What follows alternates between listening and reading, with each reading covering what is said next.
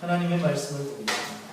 하나님의 말씀은 빌립보서 4장 10절에서 13절 말씀입니다. 빌립보서 4장 10절에서 13절 말씀입니다. 빌립보서 4장 10절에서 13절 말씀입니다. 제가 봉독해 드리겠습니다. 내가 주 안에서 크게 기뻐함은 너희가 나를 생각하던 것이 이제 다시 싹이 나니 너희가 또한 이를 위하여 생각은 하였으나 기회가 없었느니라. 내가 궁핍함으로 말하는 것이 아니니라. 어떠한 형편에든지 나는 자족하기를 배웠노니 나는 비천에 처할 줄도 알고 풍부에 처할 줄도 알아. 모든 일, 곧 배부름과 배고픔과 풍부와 궁핍에도 처할 줄을 일체의 비결을 배웠노라.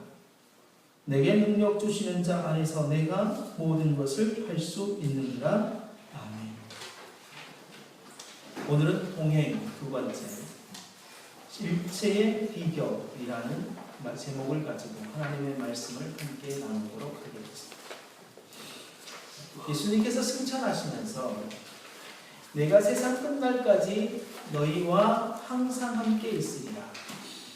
내가 세상 끝날까지 너희와 항상 함께 있으리라 라고 그렇게 말씀을 하셨습니다. 승천하신 예수님께서 이렇게 말씀하신 것은 바로 예수님께서 승천, 하늘로 올라가셔서 하나님에게 이 땅에 남겨두고 온 제자들에게 성령을 보내어 주실 것을 요청하여서 그 성령을 보내어 주시겠다라고 그렇게 약속하신 말씀입니다. 그래서 예수님이 하늘로 올리고 하고 난 다음에 제자들이 보내어 주시겠다고 하시는 그 보혜사 성령을 기대하고 기도하면서 기다렸습니다. 그래서 성령의 강림을 하시게 되어집니다. 성령이 강림하여서 제자들의 마음에 내주하는 형태로 내주하셨습니다. 내주하심으로써 고린도전서에서 뭐라고 말씀하시냐면 성령 하나님이 너희 안에 거하는 성정이 되었다라고 그렇게 이야기합니다. 그래서 기독교는 무슨 종교냐면 하나님을 믿는 신자들과 늘 함께 하시는 종교, 늘 함께 하시는 하나님, 신이라는 것이 바로 기독교라는 것입니다. 그래서 그 신을 믿으면 그 믿는 신자에게 즉각적으로 하나님이 성령을 보내셔서 그가 성령이 되게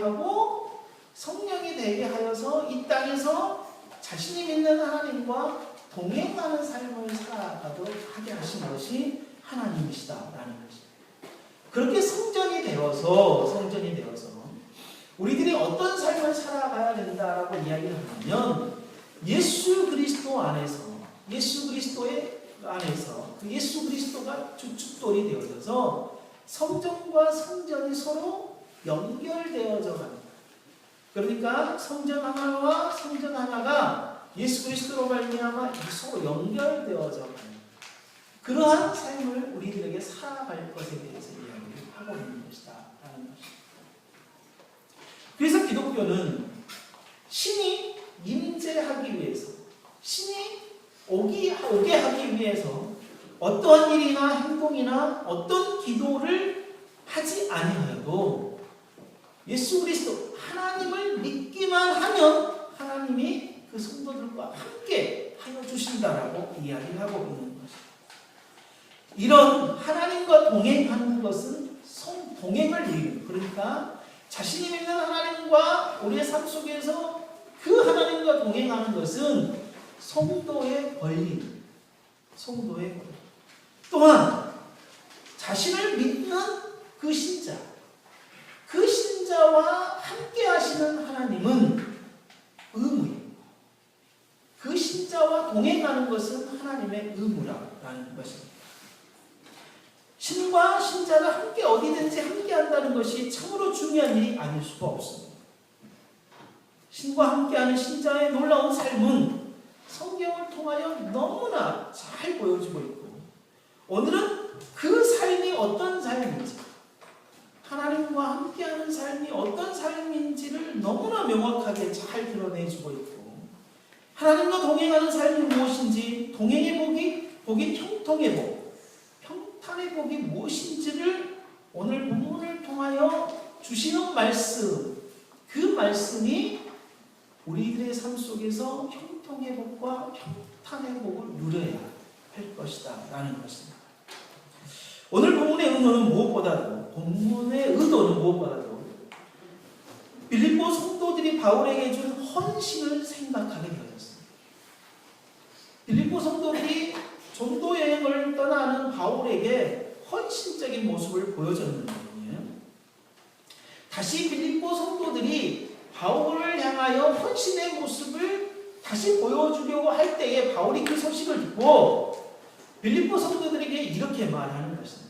너희들이 예전에 나에게 그러한 헌신을 보여주는 것에 대해서 내가 너무나 감사하게 생각을 하고 있었고, 또 그것에 대해서 내가 너무 급박하게 내가 그 지역을 나옴으로 말미암아 너희들에게 감사의 표현을 전혀 할 수가 없었는데, 내가 이번 기회를 빌려서 내가 너희에게 감사의 표현을 하겠다라고 하는 것이 뭐냐면 10절의 말씀입니다. 그런데 내가 이렇게 감사의 표현을 한 것이 내가 또다시 구급피폐해져가지고 너희들에게 뭔가를 요청하고 있는 것이 아니라 단순히 너희들의 그러한 헌신에 너무나 감사하고 있는 것이다. 왜냐하면 내가 어떠한 상황에서든지 자족하는 것을 배웠다. 어떠한 상황에든지 자족하는 것을, 때로는 비천, 아주 가난한 상태에 내가 처해보기도 했었고, 내가 아주 풍부함, 그러니까 아주 자금이 넉넉한 상태에서도 내가 사역을 해봤었고, 배고프기도 해봤었고, 배부르기도 해봤었고, 그 다음에 풍부하기도 해봤었고, 궁핍하기도 해봤고, 그러한 모든 상황에서 내가 처할 줄 아는, 그러니까 그것에 적응할 수 있는 일체의 비결을 내가 배웠다. 그것은 내게 능력 주시는 자 안에서 내가 모든 것을 할 수 있는 것이야. 내게 능력 주시는 자 안에서 내가 모든 것을 할 수 있는 것이야. 그 하나님과 그러한 모든 상황 속에서, 비천한 상황 속에서, 풍부한 상황 속에서 내게 능력 주시는 자 안에서 내가 삶을 함께 살았기 때문에 내가 비천한 상황 속에서도 정말 하나님의 사도로 부르신 삶, 풍부한 상황 속에서도 하나님이 사도로 부르시는 삶을 내가 성실하게 그리고 잘 살아갈 수 있었던 것이다 라고 이야기를 하는 대목입니다. 이 대목을 살펴보면서 바울이 자신의 신앙과 자신의 어떤 사역의 삶 속에서 하나님과 내게 능력 주시는 자 안에서 삶을 살아가는 것이, 그러니까 하나님과 동행하는 것이 어떤 삶인지에 대한 우리가 좀 배워야 할 필요성이 있겠다. 실제적인 어떤 삶에 대한 것을 배워야 할 필요성이 있겠다라는 것입니다. 그게 어떠한 상황에서든 자족하고, 그 자족하는 것이 또 다른 표현으로 일체의 비결, 하나님 내게 능력 주신 자 안에서 모든 것을 할 수 있는 것, 이런 말씀으로 표현이 되어졌다라는 것입니다. 우리가 동행의 실제적인 삶을 좀 보기 전에 하나님께서 왜 하나님의 백성들과 동행하여 하시는가라는 것입니다. 왜 하나님은 자신의 백성들과 함께 하냐는 말인 것이죠. 출애굽기 13장 15, 16절, 저번 주에 결론을 내리면서 읽었던 말씀을 다시 한번 좀 살펴보면서 하나님이 왜 자신의 백성들과 함께 하려고 하는 것인지, 모세가 여호와께 구하되 주께서 친히 가지 아니하시려거든 우리를 이곳에서 올려보내지 마옵소서. 이곳은 지금 시내산입니다. 시내산에서 우리를 떠나보내지 마시옵소서. 이렇게 이야기합니다. 나와 주의 백성이 주의 목전에 은총을 입은 줄을 무엇으로 알리요? 주께서 우리와 함께 행하심으로 나와 주의 백성을 천하 만민 중에 구별하심이 아니니. 여기서 두 가지가 나옵니다. 뭐가 나오냐면 하나님이 우리와 함께 하시는 것은 우리들에게 은총, 날마다 매 순간마다 은총을 주기 위함이고, 두 번째는 우리들을 천하 만민의 백성, 천하 만민 백성들 가운데에 거룩한 백성으로 구별 지으려고 하나님이 우리와 함께 하신다라는 것입니다.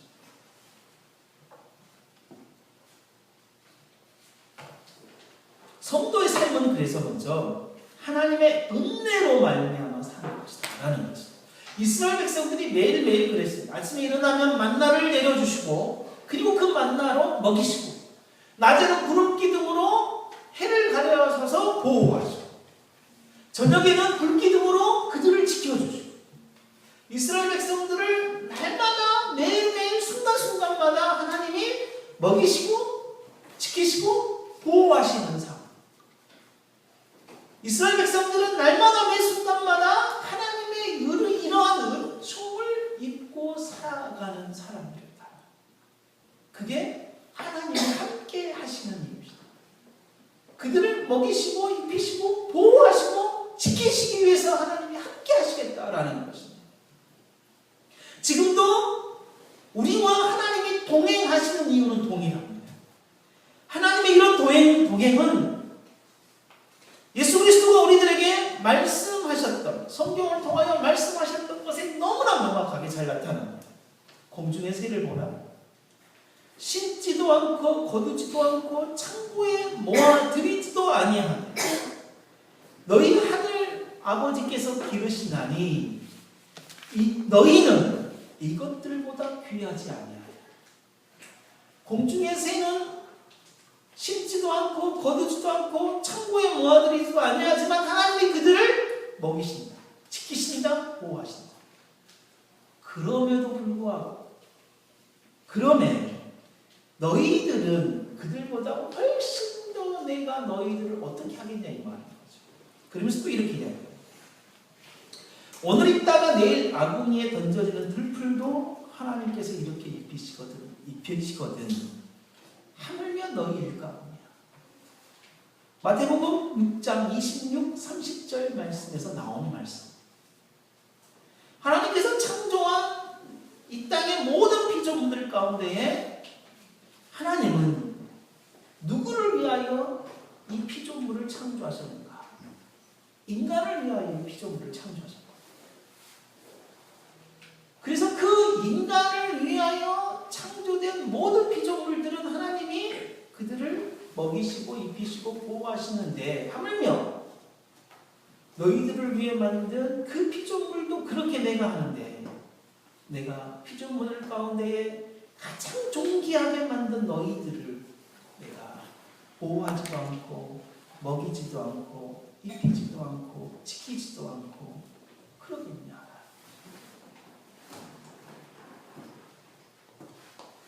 그러므로 우리가 이러한 하나님의 예수 그리스도의 말씀을 믿는다면, 우리는 이 땅에서 동행의 복을 누려야 하는 분명한 그런 사람이라는 사람, 그런 존재라는 사실을 우리가 분명히 알 수 있습니다. 이 땅의 삶을 살아가면서 동행의 복을 누리기 위하여서는 우리가 어떠한 믿음의 마음의 상태를 가져야 하냐, 어떠한 믿음을 가져야 하느냐. 우리가 먹고 입고 마시고 걱정하고 염려하는 그 모든 것들을 전적으로 전부 다 내려놓고 하나님을 전적으로 의지하고, 그리고 그것에 대해서 확실하게 책임져 주시는 하나님을 믿는 믿음의 확신을 갖고 삶을 살아가는, 이것이 너무나 중요합니다. 다음으로 하나님께서 천하 만민 중에 하나님의 자녀로 구별하기 위함이라고 했는데요. 어떤 일반 종교의 신이, 어떤 일반 종교의 신이 내가 너희들의 죄를 대신해서, 내가 너희를 대신해서 죽겠다. 죽음으로써 나의 사랑을 보여주겠다. 그리고 나를 믿으면 내가 너희를 먹이고 보호하고 지켜주겠다. 그리고 내가 너희와 항상 함께 하겠다. 라고 이야기하는 신이 하나님 외에 신이 있냐 이 말인 것입니다. 절대로 없습니다. 이 땅에 수많은 신이라는 존재들이 자발적으로 사람에게 내가 너의 모든 죄를 내가 해결해 주겠다. 내가 해결해 주겠다고 그 사실을 너희들이 믿기만 해라. 그럼 내가 너희들과 함께하면서 너희들을 지켜주겠다. 하나님 외에는 이 땅에 그런 신이 없습니다. 하나님 외에. 이런 의미에서 하나님께서 자신의 백성들을 천하 만민 가운데에 특별하게 구별된 백성으로 지키시겠다.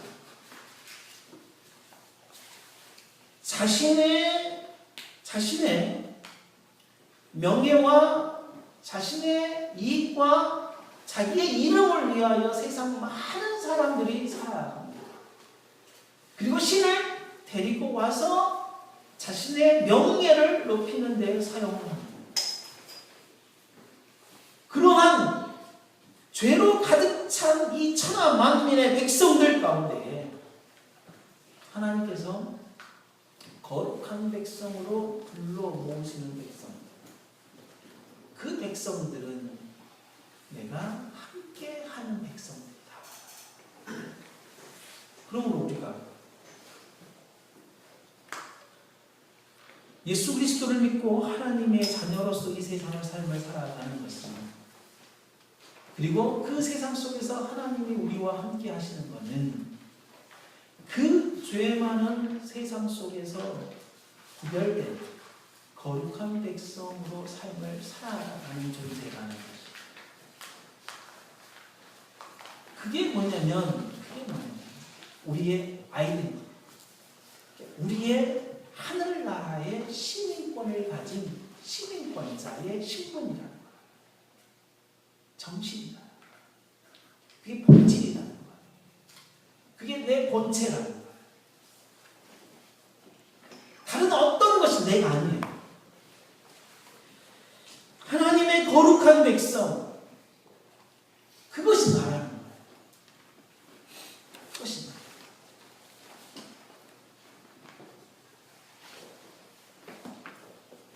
그러나 인간은 환경의 영향을 받고 사는 사람입니다. 인간이 살아가는 중요한 부분이 환경. 얼마 전에 최근에 응답하라 1994라는 드라마를 연속해서 좀 본 적이 있습니다. 그런데 등장인물 모두가 너무나 구수하게 사투리를 쓰는 사람들이더라고요. 그런데 그 드라마 중에 정말 많이 들은 게 사투리가 하나가 있는데 이 가시나요. 근데요, 제가 우리 애들한테 어쩔 때 이런 말을 이 가시나더라 이렇게 싸우고 있더라고요. 제가 그 드라마의 영향을 받은 거죠. 그 드라마에 환경을 지배할 거냐, 환경의 지배를 당할 거냐 이렇게 거창하게 지금 이야기하고 싶은 것이 아니라요.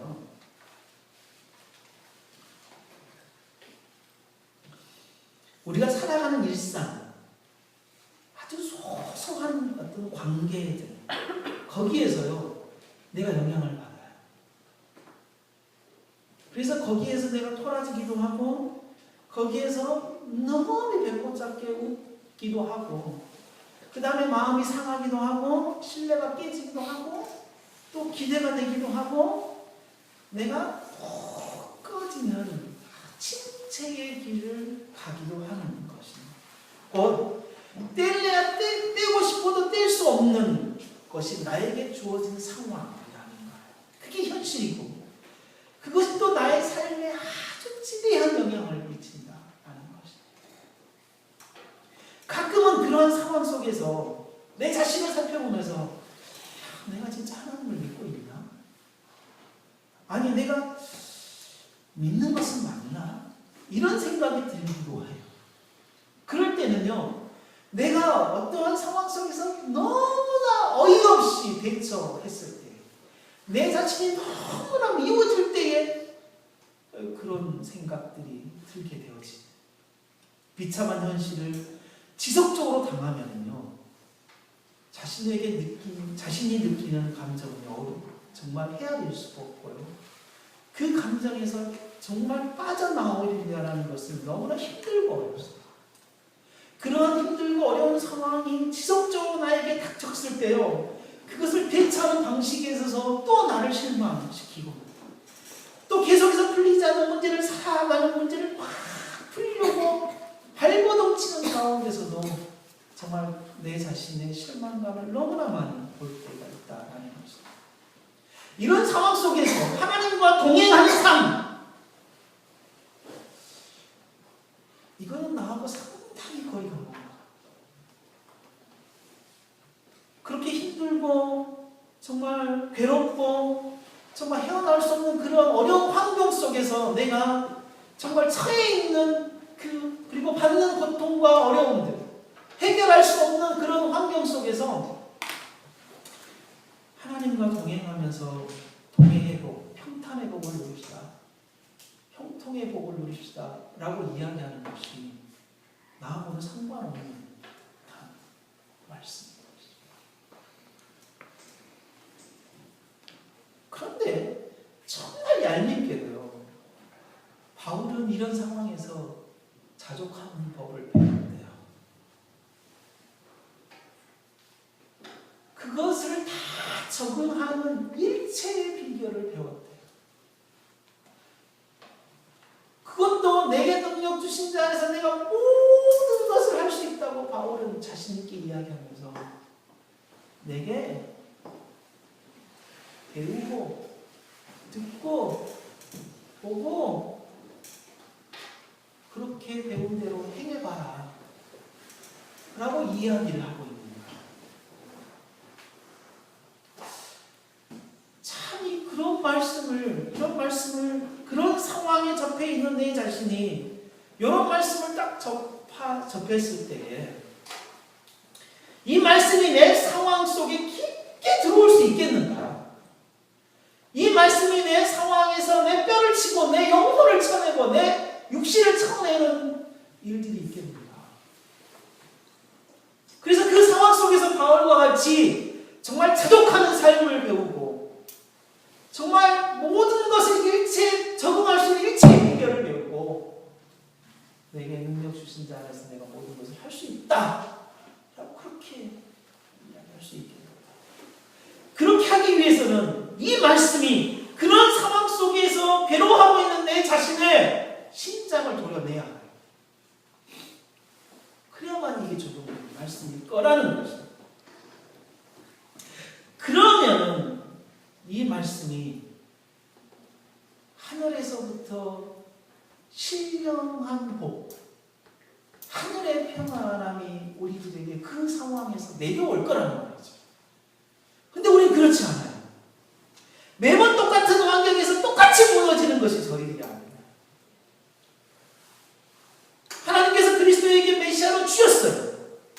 그 메시아가 그리스도인데 그리스도를 뭐라고 이야기하냐면 고린도전서 1장 25절에 오직 부르심을 입은 자들에게는 유대인이나 헬라인이나 그리스도는 하나님의 능력이요 하나님의 지혜래요.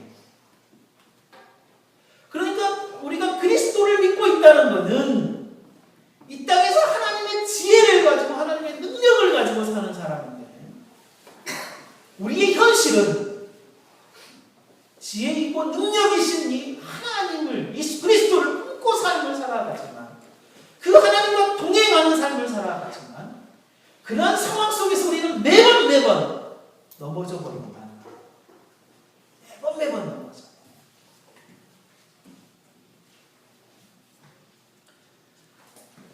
똑같은 상황에서 똑같은 문제로 매번 넘어지는 것은 결론적으로는 그리스도와 하나님과 동행하는 삶을 살고 있지 않다라는 거죠.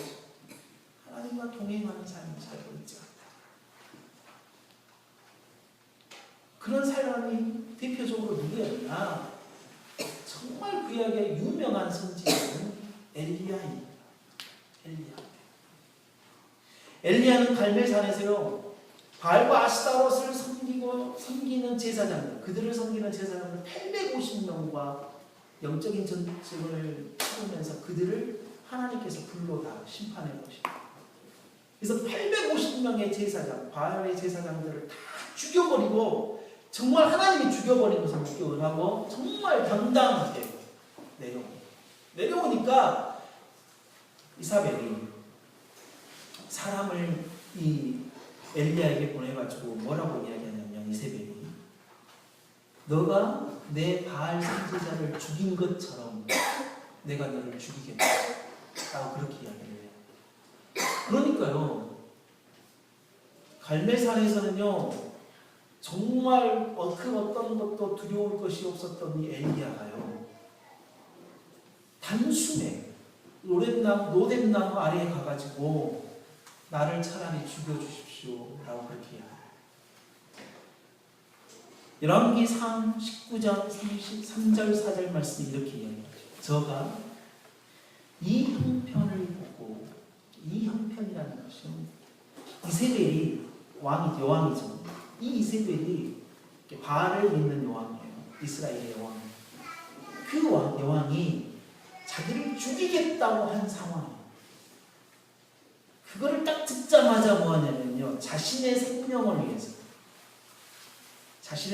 위해서 도망하여 유다에 속한 브엘세바에 이르러, 그러니까 브엘세바 지역으로 가서 자기의 사환을 거기에 머물게 하고, 스스로 어디로 가냐면 광야를 향하여서 하루를 가요.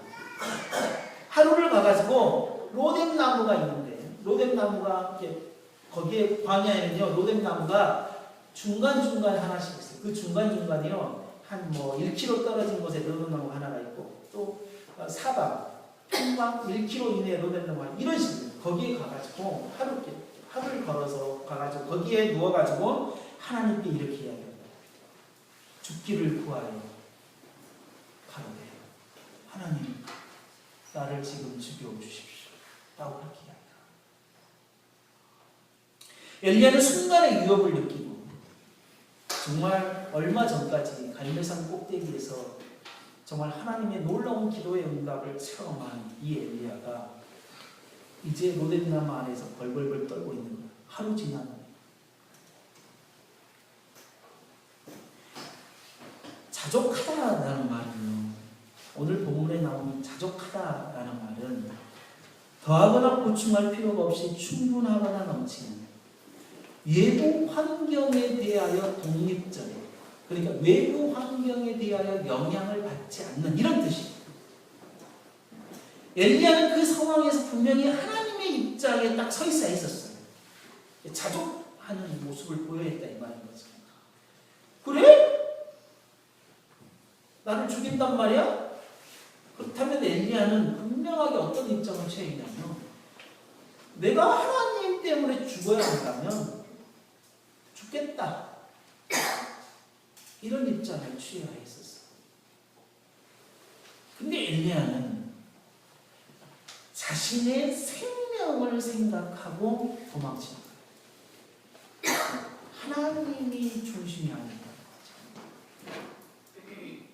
어떤 심리학자들이나 그리고 심리학을 공부한 목사님들이 이 부분을 해석하면서 어떻게 이야기하냐면,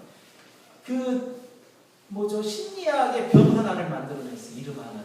그게 뭐냐면 엘리야 증후군. 엘리야 증후군이 뭐냐면요, 어떤 일을 성취한 뒤에 급격하게 탈진한 상태를 엘리야 증후군이라고 하는 거예요. 그러니까 그 전날 엘리야 갈멜산에서 아주 막 엄청난 긴장과 그리고 정말 중요한 일을 해내려고 힘을 다 빼버렸다 이 말인 거예요. 힘을 다 쏟아가지고 다음날 좀 쉬어야 되는데 쉬지 못하고 바로 자신을 죽이겠다라는 그런 어떤 위협이 오니까 그거를 이겨낼 만한 힘이 없었다. 그래서 지금 엘리야가 라고 하면서 엘리야 증후군이라고 하나를 만들어냈어요. 이거는 성경을 완전히 곡해합니다. 성경을 이렇게 해석해서는 절대 안 됩니다. 엘리야는 자신이 갈멜산에서 한 거라군요. 아무것도 없어요. 사원들한테 장작불 큰 덩이에 놓고 물 뿌려라. 그거밖에 없었다니까요. 그래서 보라고 파놓고 물을 붓고 다 한번 상황했어요. 엘리야 뭐 했냐? 기도 한 번 했어요.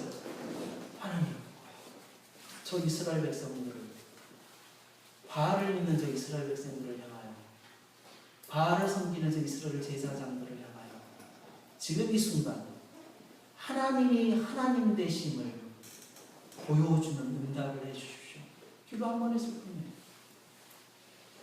거기서 뭐 힘들게 정신을 다 빼고 막 기진맥진하고 막 그렇게 아니었어요. 절대 그러지 않았어요. 그때 당시에 엘리야는 자신이 하나님의 백성이라는, 그리고 이스라엘 백성이 하나님의 백성이라는 사실에 대하여 분명하게 드러내고자 하는 믿음의 상황. 근데 지금 이 상황은 자신의 위협을 느끼는 상황입니다.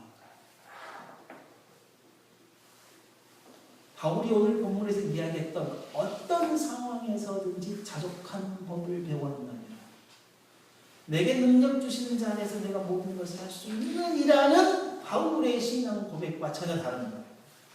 차라리 나를 죽여주십시오. 다른 거예요. 그 상황에서 엘리야는 정말 자족하는 삶, 하나님과 동행하는 삶을 살지 못한 거죠. 그렇다고 우리가 처한 환경에서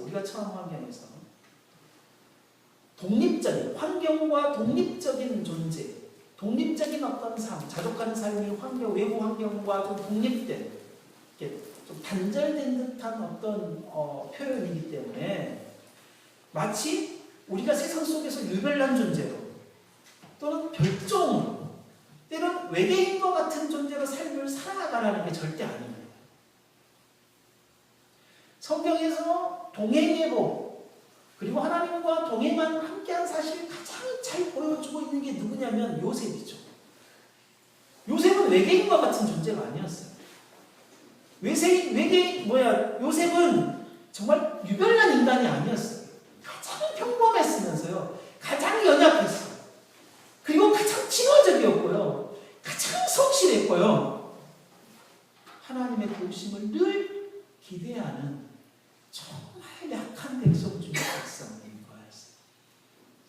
그가 보디발의 집에서, 그가 감옥에서, 그가 왕궁에서 환경과 완전히 단절되어져서 동떨어져서 유별난 사람처럼, 별난 사람처럼, 외계인처럼 사는 게 아니에요.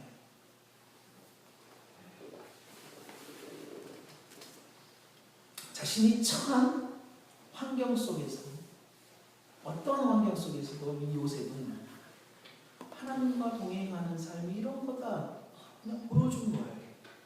뭐냐? 그냥 하나님의 은혜를 늘 구하고, 자신은 하나님을 믿기 때문에 죄를 지을 수가 없다라는 그 마음을 그냥 품고 살아가는 거예요. 보디발의 아내를, 그 보디발의 아내가 자신을 사랑한다 하고 동침하자고 했을 때에 아내와 협조해서 보디발을 제거하고 자기가 그 자리에 올라설 수도 있는 거예요. 그러나 이건 아닌 거예요.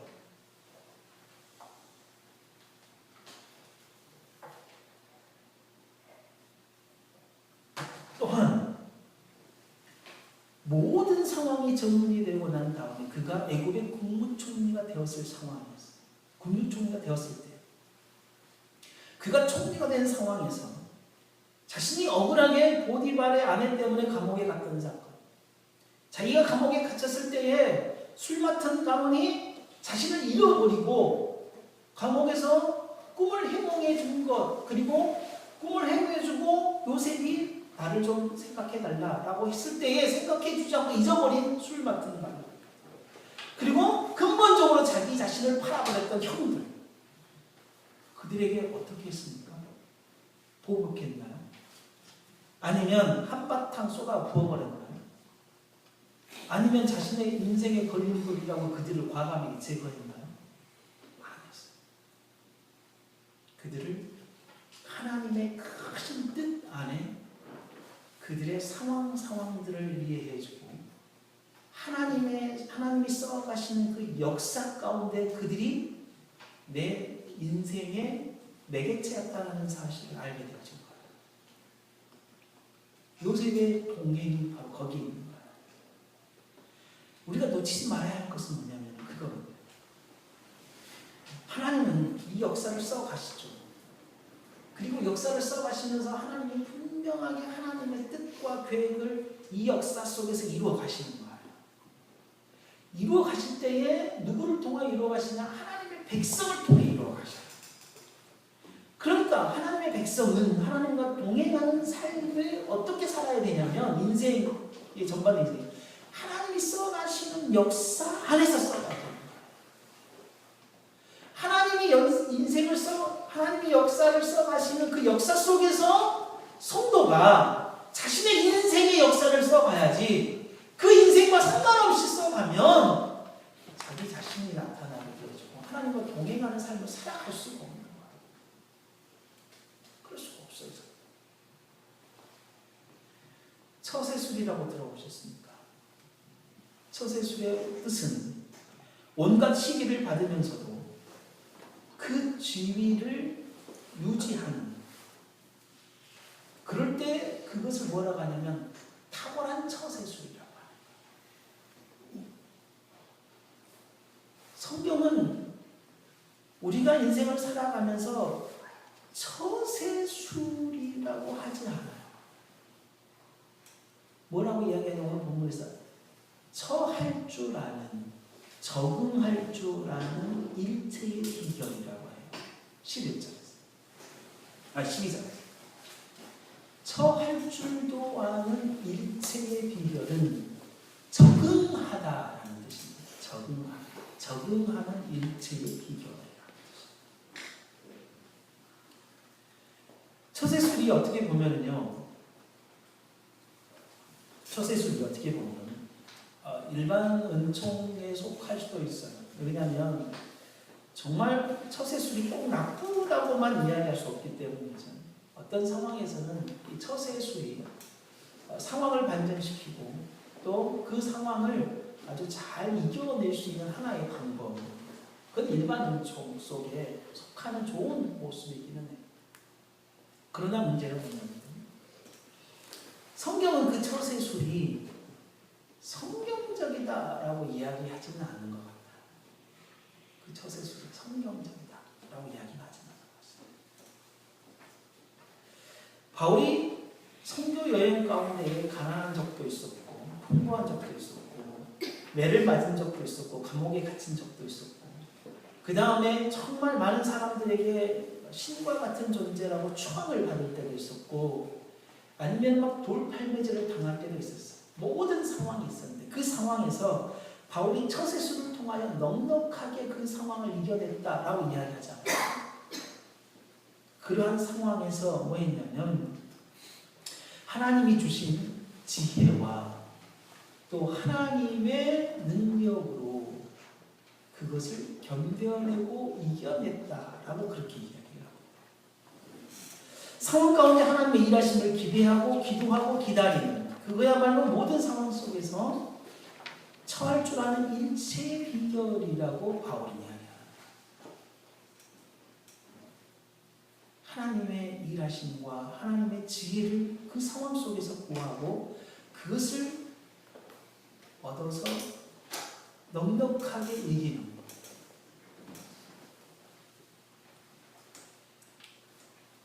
그러면서 마지막에 내게 능력 주신 자에서 내가 모든 것을 할 수 있다 라고 이야기를 하면서 내게 능력 주시는 자 안이라는 표현을 사용하며 하나님과 함께 하고 있는 것이 모든 일을 할 수 있게 하는 것이다 라고 이야기를 합니다. 오해하지 말아야 할 것은 내게 능력 주시는 자 안이라고 말해서 능력 주시는 자, 곧 하나님을 믿고 나아가기만 하면 모든 것을 할 수 있다는 식으로 오해해서는 이 본문의 말씀. 왜냐하면 이 한 구절만 딱 띄어서 이야기하면 가능해요. 내게 능력 주시는 자에서 내가 모든 것을 할 수 있다. 저도 대학교 1학년 때 방학 때에 우리 모든 자매들 그리고 내 동기 형제들한테 편지를 20몇 장을 써가지고 단 이 구절 하나만 써서 다 보냈어요. 이런 하나님 믿고 살자. 제가 무슨 뜻인지도 모르고 너무나 좋은 말씀인 거. 다 할 수 있단다. 해보자. 그랬거든. 근데 앞뒤 구절을 읽어보면 그렇잖아요. 자신이 비천한 상황에, 풍부한 상황에, 배고픈 상황에, 배부른 상황에, 그리고 돈이 있었던 상황에, 궁핍한 상황에 이렇게 해봤더니 그런 모든 상황 속에서 하나님이 주신 지혜와 능력을 가지고 넉넉하게 이길 수 있었다. 뱀처럼 지혜롭고 비둘기처럼 순결한 상황으로 내가 그런 상태를 넉넉하게 이겼다. 이길 수 있는 유일한 것은 하나님밖에 없습니다. 내게 능력 주시는 자, 나에게 능력과 힘을 주셨던 그 하나님 때문에 내가 이러한 상황, 지금 상황까지 온 것이다. 이렇게 얘기해요. 그러면서 그 다음 구절에 너희들도 그러한 상황 속에 동참을 했는데 뭐라고 이야기하냐면 너희가 내 괴로움에 참여했다. 빌립보 성도가 그렇게 해요. 내게 능력 주신 자에서 모든 것을 할 수 있는데 근데 너희들이 그러한 것에 참여했는데 굉장히 잘했다. 그게 뭐냐? 내 괴로움에 너희들이 참여한 거다. 내게 능력 주신 자에서 내가 모든 것을 할 수 있다라는 이 말씀을 도깨비망망이로 생각을 한다면 이 말씀의 앞뒤 구절이 전혀 맞지가 않아요. 하나님을 믿으면 뭐든지 다 할 수 있습니다. 예수 그리스도가 우리의 유일한 행복이고 모든 능력자입니다. 기도합시다. 입을 크게 벌려 기도합시다. 모든 걸 할 수 있도록 있습니다. 이렇게 기독교가 아니다. 이게 하나님이 말씀하시는 기독교가 아니다. 기독교가 아니다. 모든 것을 할 수 있는 내게 능력 주신 자 아는 것은 하나님과 동행한다는 뜻이에요. 하나님과 동행한다. 모든 상황에서 하나님과 동행한다라는 뜻이에요. 하나님과 동행할 때에 하나님이 그 상황 속에서 하나님이 충분하게 우리들에게 능력을 주시고 충분하게 그것을 헤쳐나갈 지혜를 주시는 거죠. 그러니까 우리는 그래야 돼요. 하나님과 동행하는 가운데 하나님의 크신 뜻이 우리들을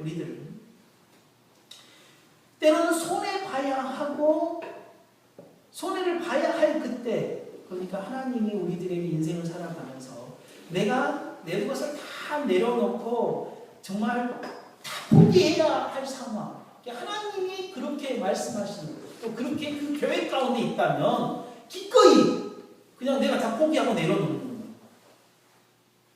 이것이 뭐예요? 잘한 일이에요. 내가 정말 억울하고 정말 비참하지만 하나님께서 나를 정말 그 비참하고 억울한 가운데로 몰고 가시는 상황을 내가 정말 하나님이 요구하신다면 내가 기꺼이 그냥 그 상태로 가는 거예요. 그게 잘하는 거라는 거예요. 그게 능력이라는 거예요. 때로는 하나님께서 우리들을 끌어올리셔서 정말 다른 사람보다 더 높은 자리에 우리를 막 끌어올려가는 거예요. 그런 상황에 내가 처했을 때에도 하나님을 향한 믿음과 그리고 정말 성도라는 사실이 있지 아니하고 끝까지 유지해 두는 이게 잘하는 것이다.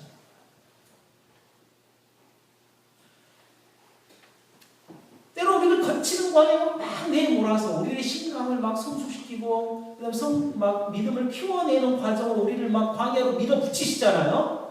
그럴 때 내가 기꺼이 그 광야로 들어가는 거 믿음을 갖고요. 그리고 성도로서의 삶을 흐트러지지 않고 정말 성도로서의 정말 담대함으로 그 광야에서의 고통과 괴로움을 이겨내는 이게 잘하는 거예요. 이게 맞아요. 나에게 펼쳐진 광야 같은 요 길을 분명하게 하나님이 가게 하시는 그 길인데 내가 그 길을 피해가는 이거 못하는 거예요. 진짜 정말 못하는 거예요. 내가 무슨 일을 해야 되는데 불법이 아니면 안 돼요. 그거 안 해야 돼요. 이게 잘하는 거예요.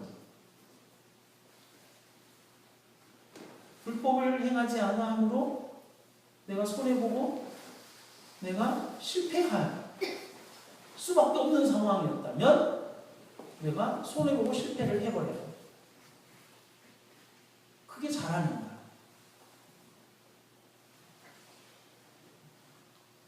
하나님과 동행하는 실제의 삶은 어떤 환경과 상관없이